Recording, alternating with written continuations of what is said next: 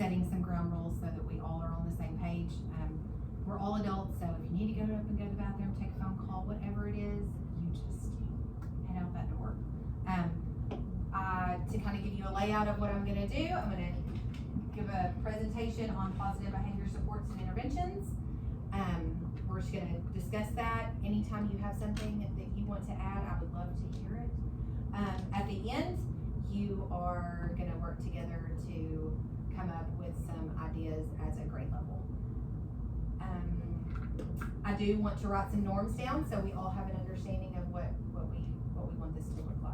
So, anybody want to be the recorder? I will. Okay. All right. So norms are just set rules that we want to abide by when we're meeting, so that we all respect each other. So anything y'all have, y'all give her, and she will write it down. Do not interrupt.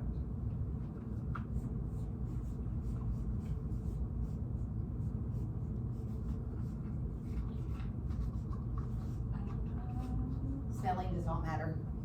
That's right. Good thing. Stay on task. Perfect.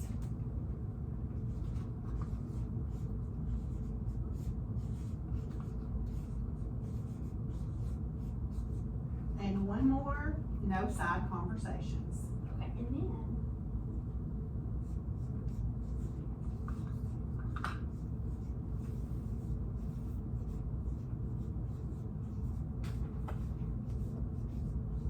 How about I add positive attitudes? Yes. Love it. Fantastic. Alright, so these are the things that we are gonna do our best to follow. Okay? Any questions before I get started? Any concerns? No? Okay. Alright. So, just to give you a little background, I came up with this topic because when I did a project, I came across that we use the ABC chart to document behavior, and I didn't know that it went with a program. And so this is that program. So I wanted to give y'all some more information about that program. We do Capturing Kids' Hearts here, and so I think this kind of falls along with that, and it just gives more positive reinforcement, okay, which I know is the way that they're wanting us to go.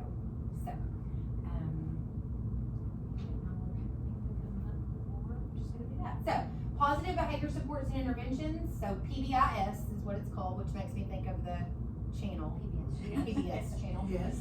Are strategies that schools use to improve student behavior. PBIS provides effective interventions that guide positive behaviors and create environments to help students succeed. That is the definition of it. So, they have tiers in PBIS. So, tier 1 is what we do, what most of our kids are at in our room, okay? It's just the normal, it works for them. What we do in our class rules, our class consequences, those work for the tier 1 kids. We don't have to really come up with anything extra. Tier 2 is 10 to 15% of the students, they may need a little bit extra, but they're not on the severe side. And then this says about 5% of our students need tier 3. So they not need intense interventions, and so they might need behavior plans, or mainly behavior plans. Most of those kids are in behavior RTI. They have things set in place. We might have to use our button on those kids. So do y'all think that that's pretty accurate for our classes this year? I wonder is that per class, 5% per class? Yes. That Yeah. might be a little bit elevated I for kind of this year. thought so too. But I thought so too. Because I just have one. I know some of us have more than one though. Like Denise, do you think 5% is accurate for your class? Yeah. So they're not too off. I mean, and Right. they're probably looking at worst case scenario, hopefully. Well, and I kind of think the tiers are like our education tiers for, Yes, absolutely. interventions Yeah. that we're given to, so it's Absolutely. kind of the same. So I thought that was interesting that Mhm. that's what they base this off of.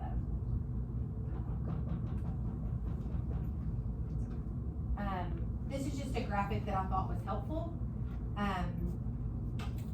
That it is, the top layer is, intensive support. Of course, that's those top kids who need lots of help.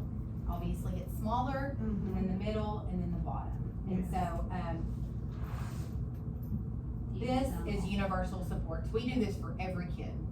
And I think that kind of goes back to the educational tiers. There's a lot of things that we do for every kid that are also shown to be supports for kids who struggle, but we do it for all of our kids.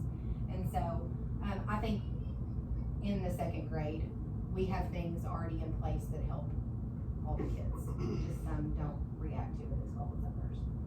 So this was just a graphic I thought was helpful. Well, and I like that it said few, some, all. Those are Yes. words, you know, we Yes. can, This is the behavior assessment, so this is where we document. Y'all have, if you have a child in behavior RTI, you use this to document, so it provides key data to inform effective PBIS. So teachers know their students best and learn more through observations. Analysis of behaviors can give educators insight into needs and help them create appropriate PBIS. So I think that's true for most of us, that if we document, we can kind of see patterns of when things happen, what time of day maybe, what triggers them, those types of things. So that's the purpose of the ABC chart. Again, A is for antecedent. That's the event that happened to cause that child to erupt. The behavior, what did they do because of that? And then the consequence, so the act or response that follows because of their behavior. So what went down, basically. So after using, so we do that, we document, right? So after using that method, the next step is to choose an appropriate positive behavior intervention. So this might help avoid escalating the situation, and it wants you to build a warm, focused, friendly classroom culture. Now, this is what I thought might be helpful, and what I want you to work on when I'm done by building some ideas. So, these are 9 different positive behavior interventions, and a lot of this we do, but it's nice to be reminded and nice to know that we're doing our best. So routines, set clear routines. They know what's happening next. They know where they're going, what they're doing. That can help allow a child to be more comfortable. Breaks, we all try to give breaks, but allowing them, even if the whole class isn't breaking, maybe they just need a break. And I have to remind myself of that. I don't know if y'all do or not, but silent signals. So when I read this and made this, I thought about RT. You know, that's a whole class silent signal, but maybe you want to have a silent signal with just one student, and they know that if you, silent signal is their yeah, chance to- maybe to check on it. maybe you stand like this. Yeah, I did a silent signal last year with Matthew. There you go. What did you do? I put my hand right here and tap my Tap their nose. And then he would tap his nose, and that's. Yeah. So And maybe check himself and Yeah. get regulated Yeah, and, calm yeah. down, it's okay. absolutely.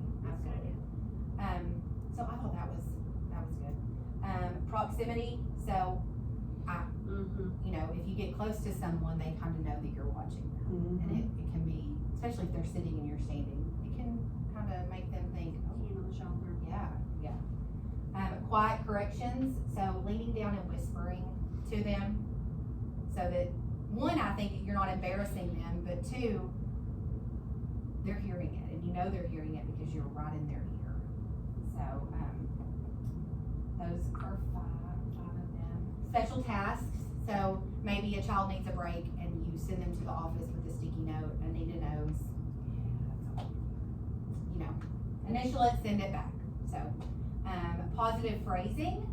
So so the example I gave was we always walk in the hallway instead of don't run in the hallway. So flip it and make it a positive, which is real hard to do in the moment, and I fail.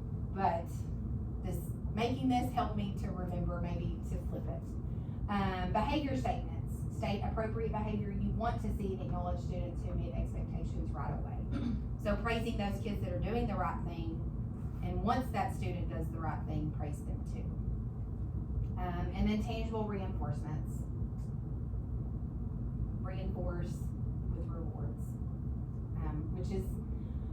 which is hard because you don't want to reinforce bad behavior with rewards, but if we can come up with a way to reinforce the good behavior with rewards, which sometimes is few and far between with some of these kids, but if we were to do that, then maybe it'll start working.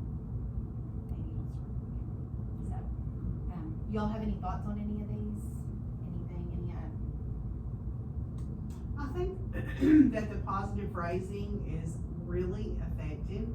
If we, like you said, in the moment, if you can remember to do it, to not put a negative spin on it, you know, do not do this or do not do that, and instead offer, you know, this is what we do. Because, you know, kids are told no so often now at home and daycare and Boys and Girls Club. So with us trying to make to be in the moment and make a judgment call to where we put a positive spin on it, I think that definitely makes a difference with their behavior. I sometimes with the behavior statements, I sometimes play I Spy. So if I've asked them to line up, or if I've asked them to put their book away, then I'll say, I spy a cute little girl, you know, put with a pink bow, who's doing the right thing, you know, things like Right. that. And then kind of, and I will say that my own child has told me that you play that, and Yeah. she really enjoys it. And so I can see where that would keep their mind on something else rather than picking on their neighbor.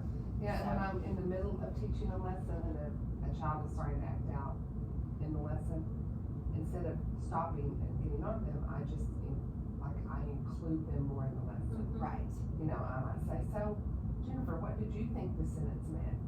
And that brings Jennifer back into, The lesson. and basically, she noticed me, but right, not everyone knows she noticed me. right, yes. You know, spinning on the carpet. Yeah. Here are those other ones, if, I don't know, if you have any thoughts.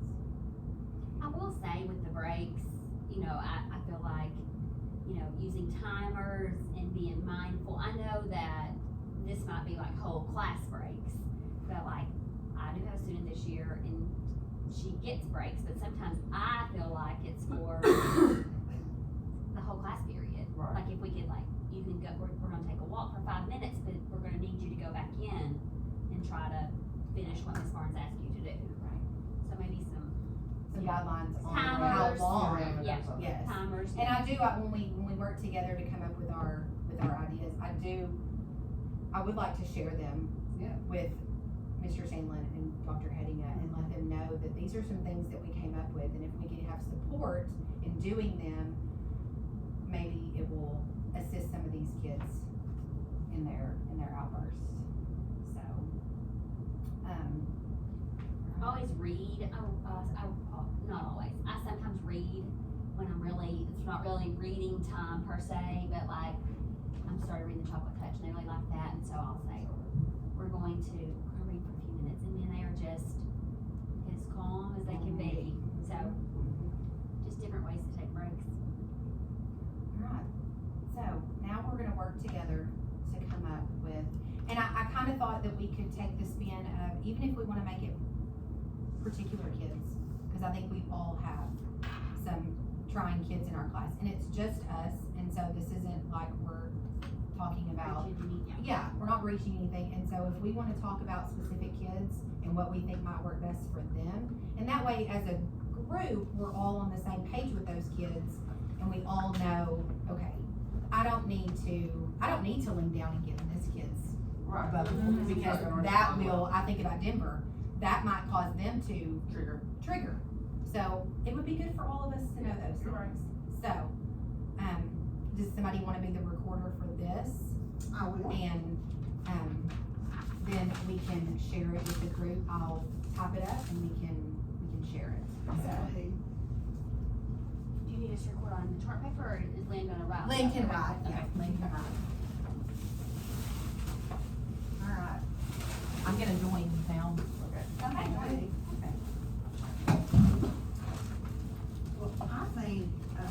one thing that I think is so important is the brain breaks, because I have several kids this year that, one in particular that was labeled a behavior problem last year.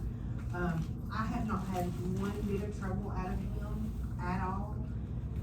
But during brain breaks, he is moving around, he is talking, you know, they can go to the bathroom, get a drink, they don't have to ask me.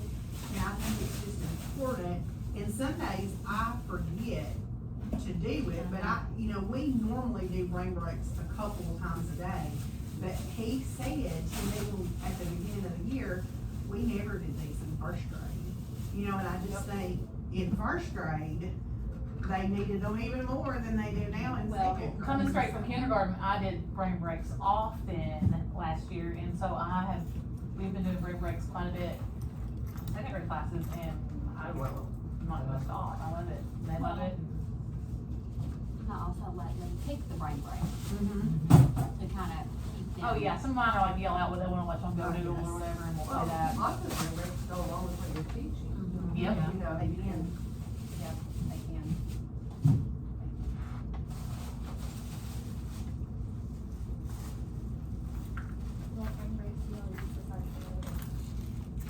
I do the, this or that on YouTube. Yes, Would you I rather? love that. Would you rather? Yeah. I love that. Yeah. Skill Noodle has really missed things. Change. Well, Yeah. it has. you have to go to YouTube, Yes, I find only, some of the old go noodles. Mhm. Yeah, it's like I- and Cuckoo I did Kangaroo that, but and I stuff, couldn't find that's one the one on to do. Cosmic Yoga. Well, like, Oh, yeah, Cosmic Cosmic Yoga. yoga is good. And I that's. haven't done it. It's all but- about like That one's regulating. was especially telling us good if about you have kids that really need to calm. Yeah, yeah, down. I love it. Jill, do you need that more, like on a screen? Sometimes I just do the simple boys and girls breathe in, breathe out, and we do it like 3 times before we go somewhere. We're all about deep breathing. For the first couple of weeks, I did this positive affirmation song in the morning, and my kids love it. It's by Snoop Dogg. Yeah. And they love Get to it. do it I mean, live. Bodie has. I am memorized it. capable of, Yes. it's like, yeah. And so, sometimes like when it was super hot and they would come in from outside, cause it was so hot, I would turn the lights off and I'd say, okay, boys and girls, we're just gonna relax and we're gonna calm down and we're gonna cool down. And I would, during that time, I'd say, I just want you to know you're important. I'm so glad you're here. You belong. So, and a lot of these kids, and you guys know this, a lot of our kids don't hear that No. anywhere unless they hear And it to here. us, it sounds a little cheesy, Yes. but it Yes, you're about does. that. It Yes. sounds cheesy to us, but those kids who never hear someone say, I love you, or I'm so happy you're here today. Mhm. Or their name, Right, Yes. instead of alternate names. Yeah. Yeah. I mean, right. Alternate names that are not Native, appropriate. yeah. Appropriate. okay, so positive interventions. Which is a lot of CKH. Yes. Oh, It's a lot of absolutely. capturing kids' It heart, is, like, it is. and I know, Even sometimes we look at CKH and think, oh, that's not this, or that's cheesy, or, but it does work. And it goes along kind of with what we're doing. It does. And I think we all do it and just don't really know that we're doing it all the do time. it. If- Like, I had to stop myself today, cause I was about to get on somebody, and I said, what are you doing? Go through the questions. I need to improve on that. And I I did do it too, today, myself. but Me too. it's like I did it today, like, oh, I just did capturing kids' heart, but, you know, You're gonna, like, I gotta think about it for a second. Yeah. But what does work with him, Denise? Have you found anything? Do you think there's anything that is gonna, Right now, I'm really exhausted. It's absolutely, been a rough afternoon. yeah. Almost. And I interacted with her kiddo yesterday at car duty, and he was very negative and disobedient. And I was like, buddy, we're not gonna do that. I'm gonna need you to sit right here. And he was like,